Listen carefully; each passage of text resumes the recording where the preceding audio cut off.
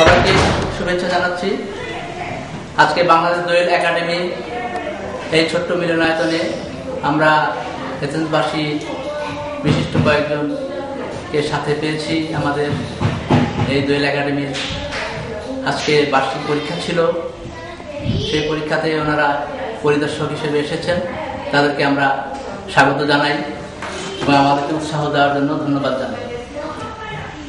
এই মুহূর্তে আমাদের কাছে যে বিষাদময় সংবাদটি আমাদের হৃদয়কে কুড়ে কুড়ে খাচ্ছে, সেটি হলো আমাদের বাংলা ভাষাভাষী সারা বিশ্বে যত মানুষ আছে তাদের কাছে প্রিয় একজন মানুষ ছিলেন সেই বরেণ্য সাহিত্যিক হুমায়ুন আহমেদ। আমাদের ছেড়ে চলে গেছেন। এই ক্ষতি, অপূরণীয় ক্ষতি, আমাদের মাননীয় প্রধানমন্ত্রী, মাননীয় প্রেসিডেন্ট থেকে শুরু করে বিরোধী দলের নেতৃত্বে শুরু করে সবাই আজ শোকাহত। আমরা এথেন্সবাসী এই সুদূর প্রবাসে থেকেও হুমায়ুন আহমেদকে কতটা অনুভব করতাম তা হয়তো ব্যস্ততার কারণে প্রকাশ করতে পারিনি।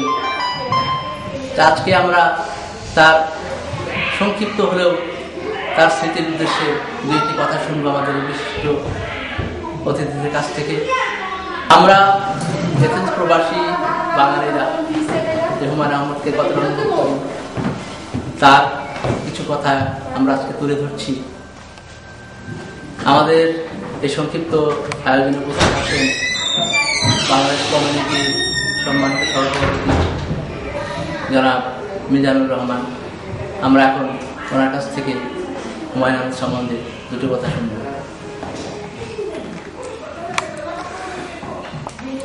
আসলে প্রথম আমি শোকাহত দোয়েল একাডেমির পক্ষ থেকে আজকে এই ছোট্ট আয়োজনে আমি গর্বিত। বিশেষ করে হুমায়ুন আহমেদ এমন এক ব্যক্তি, ওনার সম্পর্কে বলে আমি কি বলে ওনাকে শেষ করবো ঠিক আমি ভাষা খুঁজে পাচ্ছি না। উনি এমন একজন সাহিত্যিক ছিল এবং বাংলার আজকে ওনার মৃত্যুতে সারা জাতি শোকাহত। শুধু আমেরিকাতে প্রথম যে ওনার জানাজা হয়েছে সেটি আমি পত্রিকায় দেখলাম যে একটি জানাজা, সেটা বিশ্বের ভিতরে, আমেরিকার ভিতরে, বাঙালি জাতির ভিতরে প্রথম এত লোকের সমাগম ওনার সেই জানাজায় হয়েছে। এতে বোঝা যায় যে উনি একজন এমন এক ব্যক্তি ছিলেন যে ব্যক্তিত্ব আর কোনোদিন আমরা এখানে পূরণ করা সম্ভব নয় এবং যে চলে যায় তাকে আর কখনো পাওয়া যায় না।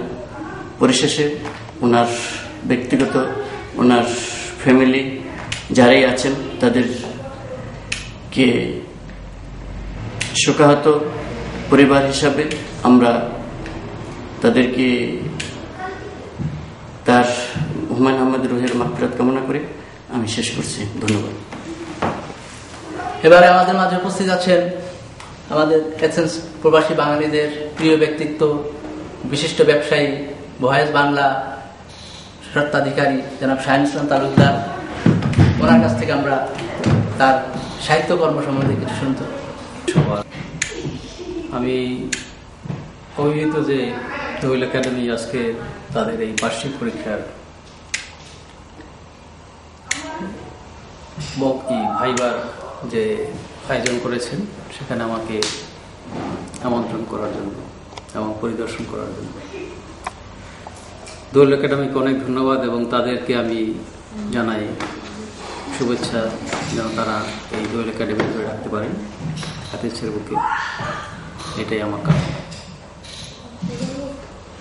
আর সত্যি বাঙালি সাহিত্যের আজকের একটি শোকাবহ সময়, যেটা শুরু হয়েছিল আরো 9 মাস আগে, যখন আমরা শুনেছি যে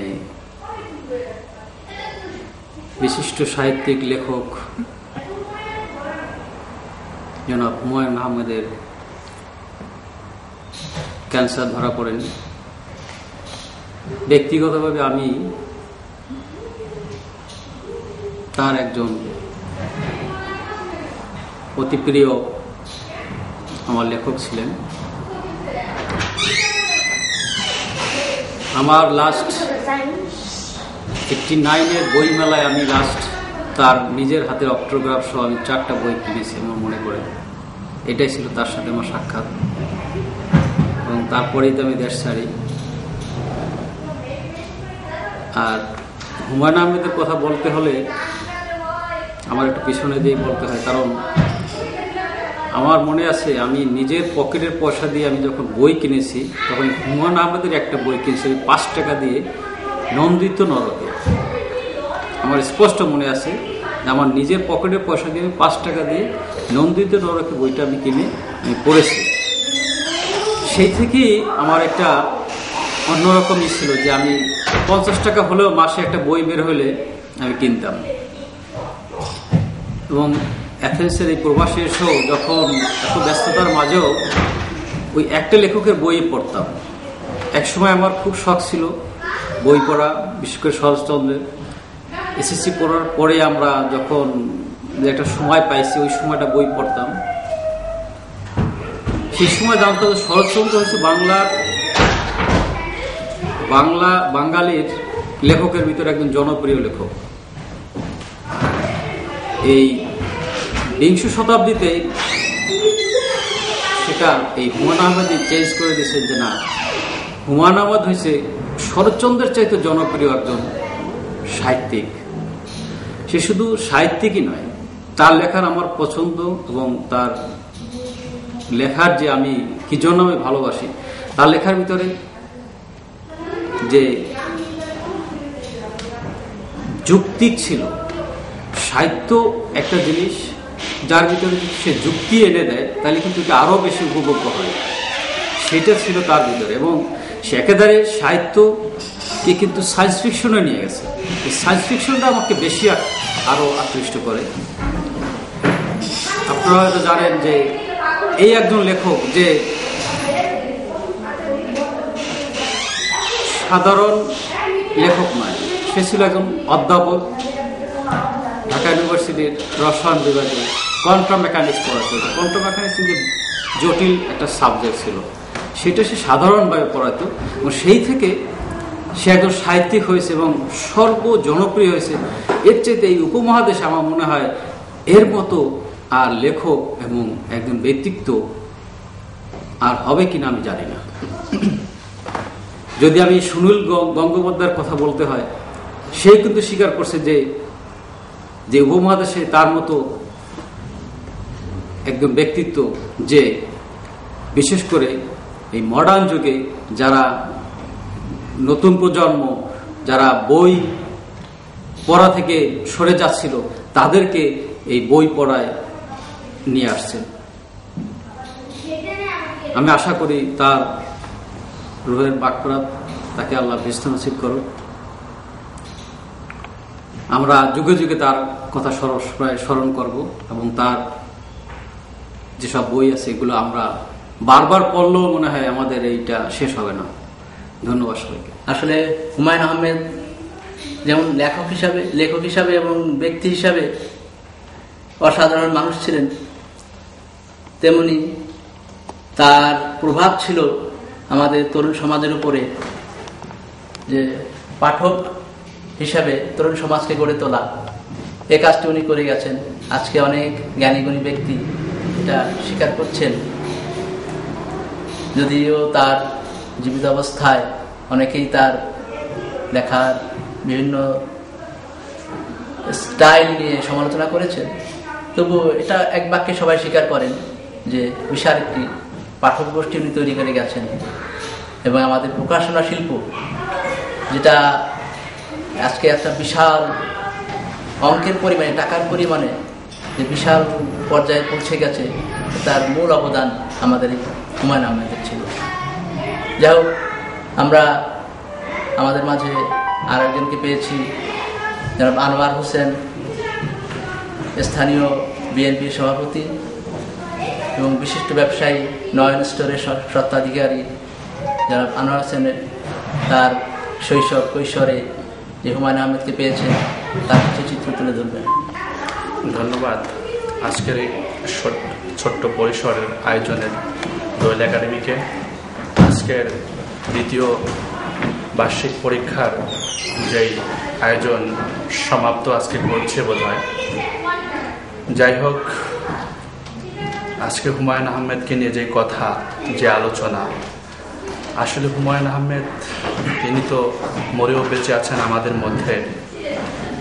এই হুমায়ুন আহমেদ কখনো মরতে পারে না, কারণ তার যেই লেখা, যেই গল্প, যেই উপন্যাস, যেই নাটক, চলচ্চিত্র নির্মাণ করেছেন, সেখানে তিনি চিরদিন আমাদের মধ্যে, এই পৃথিবী যতদিন থাকবে ততদিন আমি বলবো যে হুমায়ুন আহমেদ তিনি মরেননি, তিনি মরেও বেঁচে আছেন আমাদের মধ্যে।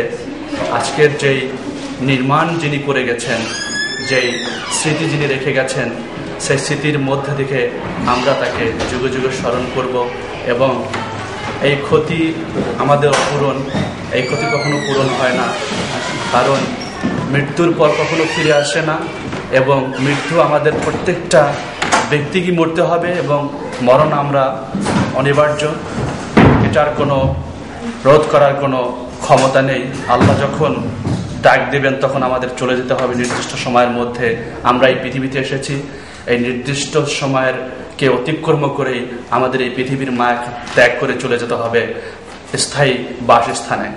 তাই আজকের যে হুমায়ুন আহমেদ যিনি ছিলেন আমাদের মাঝে, সেই হুমায়ুন আহমেদ আমাদেরকে আমাদের বাল্য জীবন থেকে আমরা যা দেখে এসেছি, যে গল্প, উপন্যাস, যে নাটক, যে শিক্ষণীয় বিষয়গুলি আমাদের মধ্যে ছিল, সাধারণ মানুষ যেভাবে এত কাছ থেকে বুঝতো, এত সহজেই যেই গল্প, যেই নাটকগুলি আপন করে নিত, এটা ভোলার মতো নয়। তাই আমি আমার সংক্ষিপ্ত কথার মধ্য থেকে আমি বলবো যে নুহাশ পল্লীতে তিনি তার দাফন, মরা দাফন, ওখানেই বোধহয় তাকে শোয়ানো হবে, এটাই তার ছিল শেষ ইচ্ছা। তো তার রুহের মাগফিরাত কামনা করে আমি আমার সংক্ষিপ্ত কথা এখানে শেষ করছি। ধন্যবাদ সবাইকে। হুমায়ুন আহমেদ একজন নাট্যকার, একজন গল্পকার, একজন ঔপন্যাসিক, একজন চলচ্চিত্র নির্মাতা। কোথায় না তিনি হাত দিয়েছেন, যেখানে হাত দিয়েছেন সেখানে সোনা ফলেছে। এমন একজন ব্যক্তিত্বকে আমরা এত অল্প সময়ে হারিয়ে ফেলবো, এটা কল্পনার বাইরে ছিল। তো আমাদের এই সংক্ষিপ্ত আয়োজনে আমরা কতটুকুই বা তার এত বিশাল জীবনের ব্যাপার নিয়ে আলোচনা করতে পারবো, তবু যতটুকু সম্ভব আমরা তুলে ধরছি। আমাদের মাঝে আছেন আমাদের বাংলাদেশ দোয়েল একাডেমির শিক্ষিকা নেভিজ খন্দকার। আপনি আপনার ব্যক্তি জীবনের অভিজ্ঞতা থেকে কিছু বলুন। আসলে হুমায়ুন আহমেদের কথা কি বলবো, যতবারই বই মেলার আয়োজন করা হতো যখনই অপেক্ষা করতাম কবে তার নতুন বই বের হবে, কবে তার নতুন বই কিনবো। তো দেশ থেকে আসার পরও সবসময় ভেবেছি যে দেশে যখন যাব তখন তো গিয়ে বইগুলো পাবো, পড়বো, সমস্যা নেই। এটা বিশ্বাস করতেই অবাক লাগে যে আসলে তিনি আমাদের ছেড়ে চলে গিয়েছেন। যদিও তিনি চলে গিয়েছেন, কিন্তু আসলে তিনি রয়ে গেছেন প্রত্যেকটা বাঙালির বুকে, এবং সারা জীবন তিনি রয়ে যাবেন। তার চলে যাওয়াতে বাংলাদেশ যে সম্পদটা হারালো, এটা পূরণ করার মতো আর কিছু আছে কিনা আমার জানা নেই, আর হবেও নাকি সেটাও জানা নেই। এই মুহূর্তে তার শান্তি, তার মাগফিরাত কামনা করছি। আল্লাহ তার বেহেশত নসিব করুক, তাকে শান্তি দেখ, এতটুকুই বলতে পারবো, এর বেশি কিছু আর বলতে পারবো।